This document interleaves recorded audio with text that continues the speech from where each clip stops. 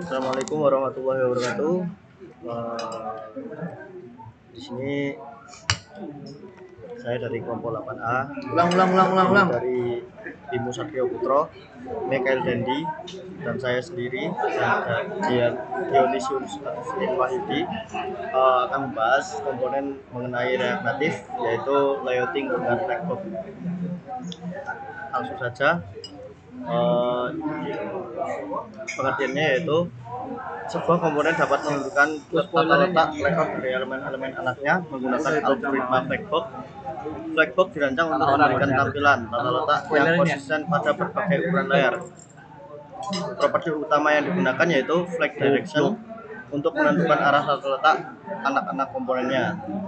Adapun fungsi-fungsinya yaitu row untuk sejajar horizontal, kolom sejajar vertikal dari default dari React Native. Yang kedua yaitu justify content untuk menyusun anak-anak sepanjang sumbu utama, terdiri dari flag start, center, space between, dan lain-lain. Ada juga align item untuk menyusun anak-anak sepanjang sumbu silang cross axis atau lurus, itu ada fungsinya antara lain straight, center, flex, end, dan lain-lain. Di sini ada pun syarat-syaratnya. Flexbox bekerja dengan cara yang sama di React Native seperti CSS di web, namun ada beberapa perbedaan penting, yaitu di web layouting defaultnya horizontal atau row, tetapi di React Native vertical column. Adapun flex string 0 artinya elemen tidak akan menyusun secara otomatis, berbeda dengan web yang biasanya mengecil bila perlu. Flag hanya menerima angka tunggal, contoh flag 1. Jadi properti di CSS default itu flag direction di CSS default, di CSS web perbedaannya sama React Native yaitu di flag direction itu row digunakan pada CSS web, belum berangkat.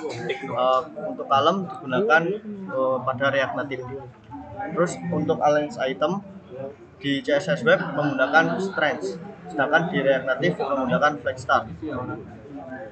Di CSS web flag stringnya itu 1, dan di React Native itu tidak bisa menggunakan flag string.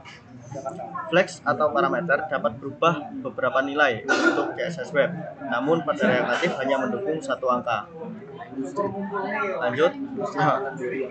Adapun jenis-jenis flexbox yaitu satu itu flex. Jadi flex itu menyusun tampilan dari atas ke bawah. Pengertian flag, properti flag menentukan bagaimana elemen-elemen akan mengisi ruang yang tersedia di sepanjang sumbu utama atau main axis. Ruang yang tersedia akan dibagi berdasarkan nilai flag dari masing-masing elemen. Contohnya, kita punya 3 view berwarna merah, orange, dan hijau. Ketiganya adalah anak dari sebuah kontainer yang memiliki flag 1. Di sini flag 1 itu ukuran layar aslinya. Terus view orange diberikan ukuran setengahnya. Untuk view hijau diberikan lebih besar daripada 1 dan 2 atau bisa dijumlahkan. Karena total nilai flex itu 6, maka view merah mendapatkan 1/6 dari ruang. Terus view orange mendapatkan 2/6 dari ruang, dan view hijau mendapatkan 3/6 dari ruang. Jadi di sini bisa dilihat dari ukuran layar dapat dibagi. Untuk ukurannya yang merah ini bisa diibaratkan itu 1, untuk yang orange itu 2. Jadi satu orange itu terdiri dari 2 merah. Terus untuk yang hijau itu terdiri dari 3 merah. Ketika dijumlahkan akan menemukan hasil yaitu 6. Terus kunci properti di flagbox yaitu yang kedua adalah flag direction. Flag direction mengatur arah susunan elemen anak dalam sebuah kontainer. Arah ini disebut sebagai sumbu utama, main axis. Sedangkan sumbu silang, cross axis, adalah sumbu tegak lurus terhadap sumbu utama. Tempat elemen akan dibungkus wrap ke baris kolom baru jika diperlukan.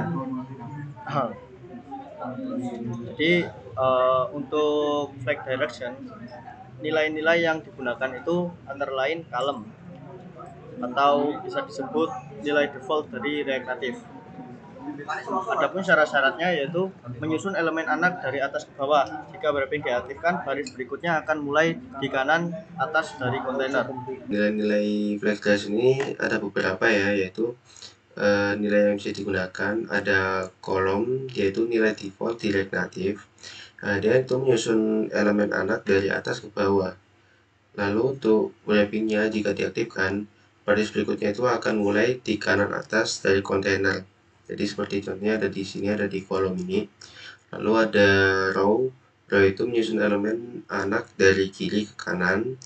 Lalu jika wrapping yang diaktifkan, baris berikutnya itu dia akan memulai dari bawah kiri di kontainernya.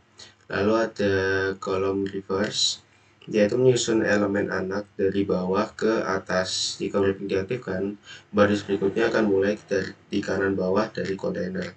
Selanjutnya ada row reverse, menyusun elemen anak dari kanan ke kiri. Lalu jika wrappingnya diaktifkan juga, dia baris berikutnya akan mulai di bawah kanan dari kontainer. Selanjutnya ada layout atau layout direction atau arah tata letak. Jadi layout direction itu menentukan arah susunan elemen dan teks dalam suatu hierarki tampilan. Arah ini juga mempengaruhi makna dari si start dan end-nya. Secara default itu React Native menggunakan arah LTR atau left to right atau kiri ke kanan. Jadi di sini itu ada LTR atau singkatannya dari left to right, yaitu sebagai default, ya, yaitu dia itu teks dan elemen anak itu disusun dari kiri ke kanan. Lalu untuk margin startnya pada margin start dan padding startnya itu diterapkan pada sisi kiri, dan margin end dan padding endnya itu dia diterapkan pada sisi kanan. Lalu sebaliknya ada RTL ya, atau singkatan dari right to left. Sebaliknya itu teks ini elemen anak itu disusun dari kanan ke kiri. Lalu untuk margin start dan padding startnya itu dia diterapkan pada sisi kanan, lalu margin end dan padding endnya dia diterapkan pada sisi kirinya. Selanjutnya ada justify content. Justify content itu digunakan untuk mengatur penyusunan posisi elemen anak di sepanjang sumbu utama atau main axis-nya dari sebuah kontainer. Contoh penggunaannya itu ada pada flex direction row, maka sumbu utama adalah horizontal. Justify content itu mengatur penyusunan kiri ke kanan.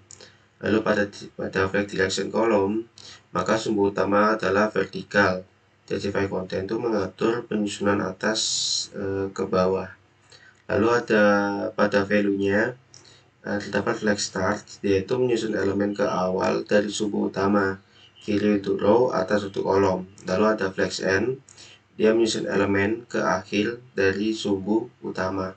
Lalu ada center, yang tentu menyusun elemen di tengah sesuai namanya center, dia itu menyusun di tengah dari sumbu utamanya. Lalu ada space between, yaitu menyebar elemen dengan jarak di antara tanpa ruang di tepi kiri atau kanan atau atas bawah juga. Lalu ada space around, dia menyebar elemen dengan jarak di sekeliling termasuk di awal dan di akhir. Lalu yang terakhir ada space evenly, dia menyebar elemen dengan jarak yang benar-benar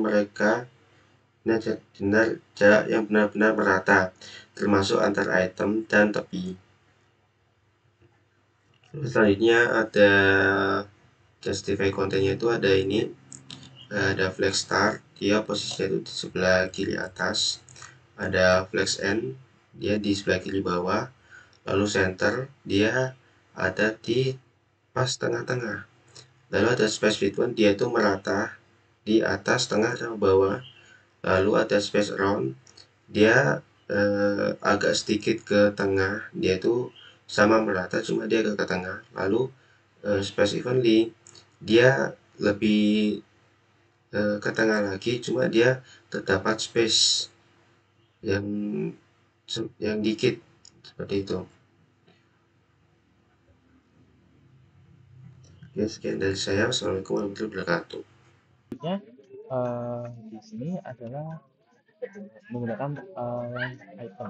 Line item digunakan untuk mengatur posisi elemen anak terhadap sumbu silang atau cross axis dan container text box. Jadi dengan justify content, tetapi justify content bekerja pada sumbu utama atau main axis, sedangkan line item bekerja pada sumbu silang. Seperti ini tampilannya pada string, lalu flag start, flag end, center, dan baseline. Selanjutnya, align content. Align content digunakan untuk mengatur penyusunan baris atau line elemen yang terbungkus atau wrapped di sepanjang sumbu silang atau free axis. Properti ini hanya berpengaruh jika flex wrap atau wrap digunakan, sehingga elemen bisa terbagi menjadi beberapa baris. Seperti kemudian ini contoh tampilan align content. Flex start berada di kiri dan menyusun ke bawah, dan mereka tidak ada jeda. Lalu di flex end mereka akan ke arah kanan dengan tidak ada jeda. Lalu string mereka itu lebih ke rata kiri, cuma mereka ada spasi atau jedanya. Lalu center itu di tengah. Lalu space between. Nah, space between seperti namanya, space between atau between yang artinya di antara, maka kedua elemen tersebut berada di paling kanan dan di paling kiri. Lalu space element atau space ASB yaitu berada di sumbu simetris atau sejajar. Selanjutnya saya akan menjelaskan flex wrap. Flex wrap ini adalah properti yang diterapkan pada kontainer package box dan digunakan untuk mengatur apa yang terjadi ketika ukuran total elemen anak melebihi ukuran kontainer di sepanjang sub utama. Untuk perilaku defaultnya, elemen anak ini dipaksa berada di dalam satu baris. Itu menyebabkan ukurannya mengecil. Nah, jika menggunakan flex wrap, maka elemen yang tidak muat akan dibungkus ke baris baru sehingga tampil dalam multiline. Selanjutnya ada width and height. Properti width ini untuk menentukan lebar di area konten elemen, sedangkan height menentukan tinggi dalam area konten elemen. Width dan height ini memiliki nilai berikut. React Native menghitung lebar atau tinggi untuk elemen berdasarkan kontennya, baik itu anak lain atau child, teks, atau gambar. Lalu menentukan pixel, lebar tinggi dalam pixel absolut bergantung pada gaya lain yang ditetapkan pada komponen. Ini memungkinkan atau mungkin bukan dimensi akhir dari simpul. Lalu persentase, menentukan lebar atau tinggi dalam persentase dari lebar tinggi induknya. Lalu di sini ada jenis posisi elemen. Relatif atau default, elemen mengikuti alur layout normal lalu bisa digeser dengan top, right, bottom, atau left tanpa mempengaruhi elemen lain. Lalu ada absolute, elemen dilepas dari alur layout normal dan diposisikan relatif terhadap blok penampungnya menggunakan top, right, button, dan left. Lalu ada static, elemen mengikuti alur layout normal dan mengabaikan top, right, bottom, dan left. Tidak membentuk blok penampung untuk elemen absolut, hanya tersedia di new arsitektur. Lalu ada position atau posisi dari jenis posisi dari satu elemen menentukan bagaimana elemen tersebut diposisikan relatif terhadap dirinya sendiri, induknya atau blok yang menampung. Lalu di sini ada beberapa posisi box pada kontainer, ada relatif, absolut, dan statik. Sekian yang dapat kami sampaikan tentang materi layouting dari kelompok 8A. Untuk kurangnya kami minta maaf. Terima kasih.